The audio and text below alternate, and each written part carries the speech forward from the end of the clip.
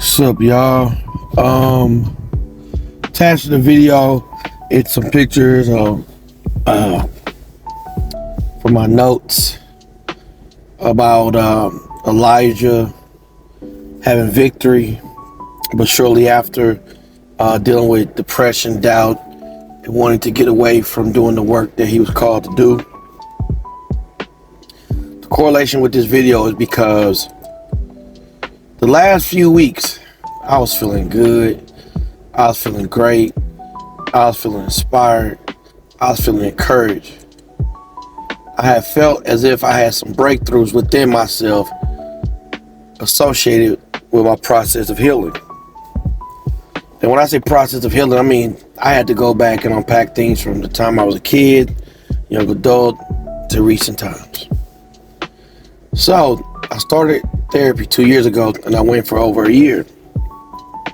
And I was married, went through a divorce. Yeah, you hear it a million times, you're going to hear it some more.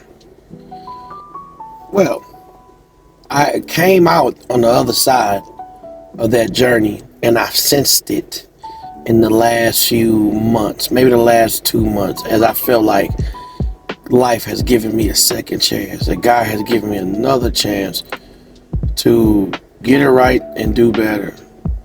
And I felt so good. I felt so encouraged. I felt so renewed. Like I was even questioning, like, how could I ever live the life without believing for the greater good? So I'm going to the gym. I'm not perfect, but I'm doing better. I'm losing weight. My stomach still look like I'm pregnant, but you could tell my body getting smaller and toned up in areas, and I'm feeling good from that part. I'm making healthier choices. I'm processing my feelings and emotions. I'm more aware of my triggers and having better responses to those triggers. And I'm just like, man, I'm just sharing the wealth with anybody and everybody I'm coming across. Like, man, God could turn your life around one foot in front of another. Well, suddenly I began to just feel extremely depressed, despite the fact I'm progressing. But the depression came because now I'm thinking about the divorce and my relationship with my children, which has been greatly affected through these decisions that I made when I was younger. About marrying women that wasn't really in love with who I was. And I'm not saying it like in a negative, like they bad people. I'm just saying the truth of the matter is they didn't really love me. But then again, maybe I really didn't love me. I guess I didn't. So I'm coming here, I'm seeing this Sunday, I just feel depressed. Like it was just so heavy on my spirit and my mind. And I hadn't felt like this in such a long time. It's been a while, but I still went to the gym. And I burnt off some energy and I felt good for it. It felt good to do good, even when it felt bad. Next morning I get up, start handling business, and I go to the gym again, and I'm feeling good. I went to church the day before. They was talking about marriage, and I've been single since 2018, and then legally since 2020. So I'm like, I'm at a point in my life where I'm willing to give myself a new start. I want to start making friends, and I would like to get to know a woman on a more personal level. You know what I'm saying? Like someone to talk to, we can confide into one another, stuff like that. But let's start off as, friendly, and then see where it goes. Like, it's been a while since I allowed myself that opportunity to do those things. But following that thought, I start thinking about all my failures. All my failures and how far I am behind getting the results of certain other goals. I started thinking about how I felt of lesser value. I was watching that Cam Newton in therapy, the therapist, Cheyenne Bryant. And, they talking about high functioning, high value, low functioning, low value. And I'm like, man, I'm just a human being. I'm living and learning as I go along. A lot of times I meant well to my highest level of understanding, but you got this woman online basically letting people know that it's a good chance I don't deserve to be liked, loved, and cared for unconditionally because of what I appear to bring or not bring to the table. And then me gone through healing and therapy, but because of what's perceived now as baggage attached to me in my name, like down, it makes me less deserving of someone, I don't want to say of high value, but yeah. And I'm not here to say what high value or low value is. And then I come across this woman. She seems interesting and to know me. We exchange numbers, but my anxiety get the best of me, and I gotta push her away before I even let her get a chance to know me. And that because I became afraid that I couldn't afford to let her know who I really am. You know, even though I desire for somebody to truly love me for who I am, but I'm still in the process of learning how to love me for who I really am. She's a beautiful young lady, very smart, very intelligent, you know, things like that. But I had to ruin it, just like I started ruining my business endeavors. And I was thinking about that, like when I was younger, the two women I married said they married me because I was ambitious. And then they both said they left me because I was broke. This goes back to my 20s, early 30s. I wasn't broke. We were just regular people, had a regular job, worked hard, worked doubles and stuff, but the amount of money they felt I should have been bringing home should have been more. But I figured those things take time. Like with the second woman I was married to, she said when I was 33 years old, with my brain, I should have been a millionaire. I was never motivated by money. I like the freedom and flexibility, purpose and passion, influence and impact. But I wasn't like, oh man, I need this amount of money and stuff. Even as I built my business, which I never built a business before. It's like I'm learning as I go along. Well, at 34, we were separated. At 35, I started to earn a little bit more because I never gave up and quit. 36 years old, I crossed over to a whole nother like tax bracket, like that I knew I would, but I knew I could, but I never quite knew if I would, if that makes sense. And then the next year I do it again. And at 38 though, I have a mental breakdown. And you could say fell down, but it was a drastic decrease. Like I was back at ground zero. And I had started going to therapy because I felt unworthy of the blessings that God has given me.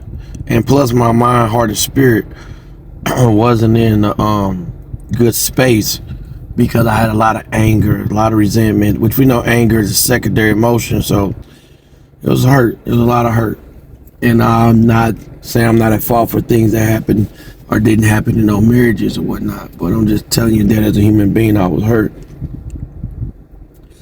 So, you know, you get to know somebody and you want to let them know, yeah, I got married twice in my 20s, but why didn't it work out? What did you do? What didn't you do? And I'm like, they just changed their mind about how they felt being with me. Well, you must have did something. Not really. My first wife, she didn't never keep a job, and she hardly ever cleaned the house. I don't want to talk too negatively of her because she's no longer here. She passed away. But I used to pay my mother to clean my house. I mean, I'm a clean person too, but I used to pay my mother like every week or so to come over there just to, you know, give it a extra good cleaning. You know, it was filthy. Then she used to get fired from jobs pretty frequently, but that didn't bother me because I was her husband and I worked. But her mother have felt like she should be with a man who can provide her more. And she was a beautiful woman, but I didn't look at her like that for real. As a man, with her as my woman, I didn't look at her like, oh, you deserve to just sit here all day and watch TV and eat food, because that's what she was doing. I'm not saying she didn't take care of our son. I'm not saying that. And I was a hands-on parent too. Like I would take my kids' doctor appointments, everything like that too. That's first marriage. Second marriage, when I got with her, she was a single mom coming out of college on welfare, living with her family. And I had got my own place and stuff. And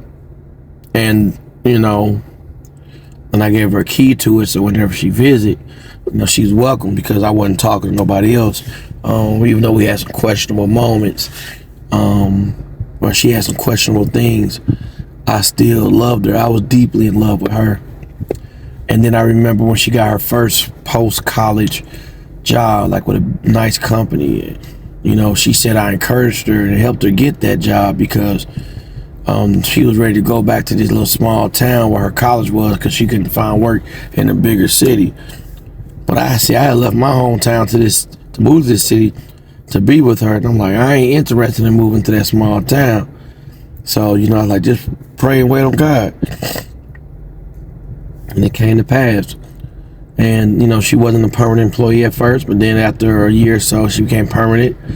And then following that, she began to get some raises, and then me and her was earning, similar amounts. And then she got what she deserved. She got some more raises, and with the raises, her respect for me became lower. The way she began to talk to me and dismiss me and her family, and they in her ear about what she deserves and what she could do by herself. And so those experiences, still sit with me. And for a long time, I was downplaying all of the things that I was able to achieve and accomplish, by the grace of God and my willingness to do the work, because it didn't appear to be good enough for these two individuals who no longer want to be with me. So as I go places and people ask me questions about my life and my experiences, it's like these constant, instead of focusing on my victories, it's the victories and the lessons learned and experiences are overshadowed by what could be perceived as failures. And these failures aren't because I didn't want to win in those areas. These failures wasn't because I was incapable. I didn't always know how to win in those areas, but I was willing to learn, put in the work to get the results.